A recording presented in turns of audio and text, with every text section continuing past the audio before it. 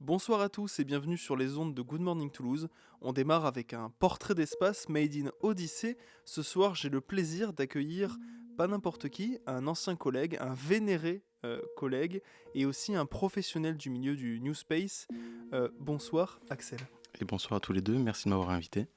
Merci à toi d'être présent avec nous ce soir. Surtout, alors, histoire de ne pas le faire, est-ce que tu peux te présenter, s'il te plaît, de manière assez simple? De manière assez simple, je m'appelle Axel, je travaille dans le spatial depuis maintenant 4 ans, notamment dans la société Anywaves, où on s'occupe d'équiper des engins spatiaux, que ce soit lanceurs, satellites pour des constellations, etc., etc. Et je suis brand manager, donc je m'occupe de l'image de marque de la société, et je pense qu'on aura l'occasion d'en parler un peu plus après. Exactement, excellent. Et bien justement, tu me fais un lien merveilleux. En quoi consiste ton travail en tant que brand manager chez Waouh, Anywaves? c'est très très très large, il y a beaucoup d'aspects.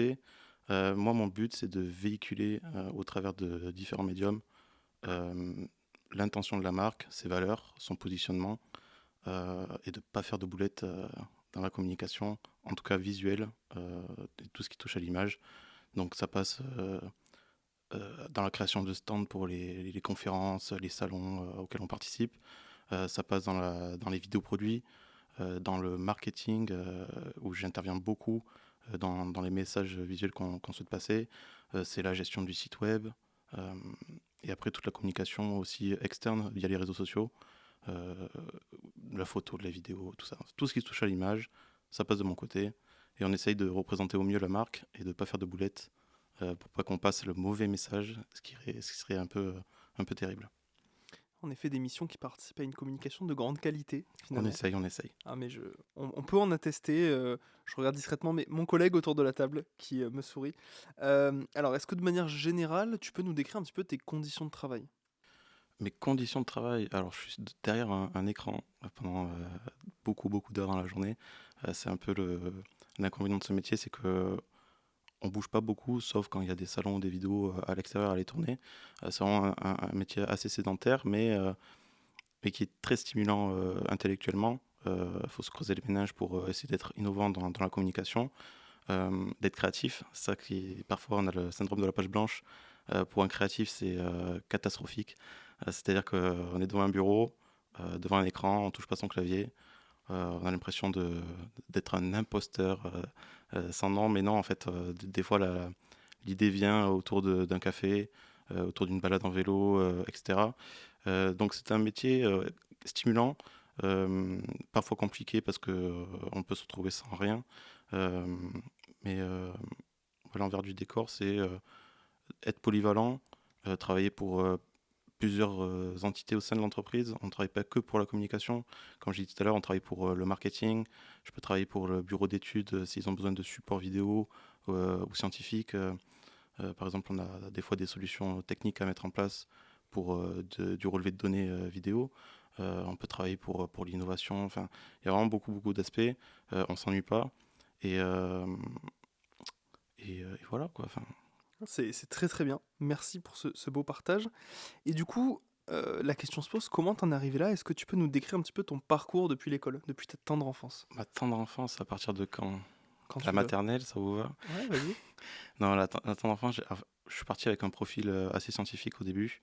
Moi, j'ai commencé le bac et mes premières années d'études dans l'informatique. Rien à voir avec ce que je fais actuellement, mais en même temps, ça m'aide beaucoup. Ouais, j'ai commencé en tant qu'ingénieur informatique plus jeune dans une école de programmation. Euh, j'ai eu des petits devoirs niveau perso, du coup. Je me suis recentré sur moi et je me suis posé la question de ce que je voulais vraiment faire. Est-ce que c'était des lignes de code ou quelque chose de plus stimulant pour moi en tout cas. Et je me suis dirigé vers les métiers de l'Internet parce que l'Internet c'est chouette, ça nous correspond. Et du coup j'ai fait un DUT multimédia des métiers de l'Internet qui m'a beaucoup plu. Et je me suis spécialisé en deuxième année du coup en communication et communication visuelle plus précisément. Et ça m'a amené dans un domaine que j'ai adoré. J'ai fait un stage en agence de communication et de publicité à Toulouse. J'ai kiffé, ça a été très formateur. Euh, et donc par la suite, j'ai intégré l'Institut des supérieurs des arts appliqués à Toulouse, où j'ai fait du coup ma licence en design graphique. Et après, j'ai réalisé un master en direction artistique pour avoir une sorte de gestion de projet et couvrir un peu tous les métiers euh, de la création graphique et de la communication visuelle pour pouvoir après être un couteau suisse là où j'irai par la suite. Donc j'ai commencé dans le scientifique, j'ai fini dans l'artistique, mais le côté scientifique m'aide beaucoup du coup dans le domaine du spatial. Ça m'aide à appréhender beaucoup mieux les sujets auxquels je suis confronté. Euh, Parce qu'il y a une logique à avoir. Des fois, il y a des sujets un peu complexes. Anyways, on travaille dans les ondes radio. Moi, j'ai eu la chance quand j'étais étudiant en programmation, j'ai réalisé des circuits imprimés pour contrôler des caméras via les ondes radio et tout. Donc, quand je suis arrivé là-dedans, je n'étais pas totalement dans l'inconnu, quoi. Donc, ça m'a beaucoup, beaucoup aidé, notamment à appréhender aussi le produit que l'on vendait.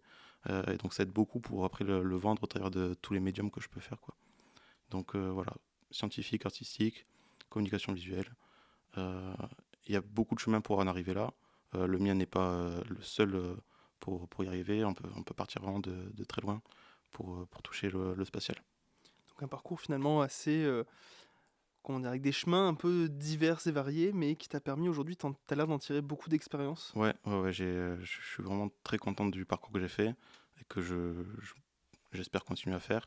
Mais ouais, c'est bien parce qu'en fait, c'est très polyvalent et, euh, et en fait, toutes les expériences que j'ai eues, même si c'était pas la chose la plus droite possible qui existe, en fait, ça te sert à un moment donné dans ta vie, quoi. Excellent, très beau message. Et du coup, le spatial, donc tu baignes un petit peu dedans. Est-ce que c'est une passion? Et si oui, comment c'est né? Alors, le spatial, j'ai touché le spatial, si on peut appeler ça comme ça, très jeune. Au début, je m'en souviens, en classe de CM2. Il y avait la Cité de l'Espace qui organisait un concours de voitures solaires. C'était une compétition. Et j'avais demandé à ma maîtresse, est-ce qu'on peut y participer? Et en fait, ça a engagé toute l'école. Et en fait, toutes les classes de CM2 ont dû élaborer et construire une voiture solaire pour participer à cette course à la Cité de l'Espace. Donc la mienne s'appelait Speedy Gonzales, parce que je voulais que ça soit la plus rapide. Et c'est là où j'ai commencé du coup le côté scientifique, c'est que j'ai commencé à souder des moteurs et des panneaux photovoltaïques pour cette voiture, pour les concourir avec les autres écoles toulousaines pour faire cette course de l'espace. J'ai pas gagné, j'ai fini sur le podium, bon troisième, c'est déjà ça. Mais je me souviens que ce troisième lot, j'ai gagné un manga sur l'espace et sur la mission d'alunissage terrien. C'était le premier pas dans le domaine du spatial. Et après ça, j'ai commandé mille une infos sur l'espace de chez Hachette, etc. Donc c'est vraiment ma première immersion dans l'espace. Très jeune, du coup, au collège, je devais avoir, je sais pas quel âge on a au collège, au CM2, 13, pardon. 14 Non, au ans. CM2, CM2? Avant, ouais, plutôt. avant, 11-12? ouais, 11-12. Donc ouais, c'était ma première expérience dans le spatial. Ça m'a toujours marqué, je l'avais toujours en tête. De toute façon, le spatial, c'est l'univers, enfin, c'est un peu rêveur. Je pense que tout le monde y pense un jour dans sa vie. C'était ma première expérience et je suis content d'y être retourné il y a 4 ans. Donc voilà, donc c'était ma première expérience dans le spatial, c'était vraiment très très jeune. Et c'est une passion, oui, que j'anime depuis ce jour-là et qui continue à grandir avec le métier que je fais. Ça laisse rêveur. Euh, Comment tu te vois, alors même assez rapidement, mais comment tu te vois dans 5 à 10 ans? Dans 5 à 10 ans, on dirait mon Ouais, t'as vu? Même entretien dans d'embauche, la quoi. meilleure des situations, dans la meilleure des plus optimistes. Dans la meilleure situation, ben forcément, c'est de monter en compétence sur mon poste actuel, avoir peut-être à terme, fin d'ici 5 ans, euh, une petite équipe, au vu de la croissance de l'entreprise à gérer, côté avoir un côté un peu plus de management. C'est bien d'avoir la créa, mais je pense que c'est bien aussi de transmettre son savoir et de pouvoir le transmettre avec une équipe qui déchire tout, quoi. Ça peut être très cool. Et dans 10 ans, je sais pas. Je sais pas ce qui peut se passer dans 10 ans. Déjà dans 5 ans, c'est de belles Ouais. perspectives. Et enfin, pour finir ce beau portrait que tu nous as dressé, est-ce que tu as un conseil pour celles et ceux qui voudraient embrasser une carrière, une profession dans le spatial? Un conseil, j'aimerais que on casse un peu le mythe du spatial inatteignable. Euh, Si tu as envie de travailler dans le spatial, fonce. Essaye, demande. En ce moment, c'est en pleine expansion avec le New Space. Il y a beaucoup, beaucoup d'opportunités, que ce soit dans la communication, dans la logistique, dans l'industrialisation. Vraiment, il y a pas de limite au spatial. Il suffit juste de pousser la porte et de voir ce qui peut arriver après, quoi. Eh ben, merci beaucoup. Je pense que c'est un conseil qui pourra résonner dans l'esprit et l'orientation de beaucoup d'entre nous, finalement. Merci beaucoup, Axel, de nous avoir partagé tout ça. Merci à vous. Et puis, à tous nos auditeurs, vous pourrez retrouver Axel dans notre prochaine émission d'Odyssée. Si je dis pas de bêtises, ce sera l'épisode 5 de la saison 4. En effet, je ne dis pas de bêtises. Et puis, je vous dis à très bientôt sur les ondes de Good Morning Toulouse, à bord de notre Odyssée.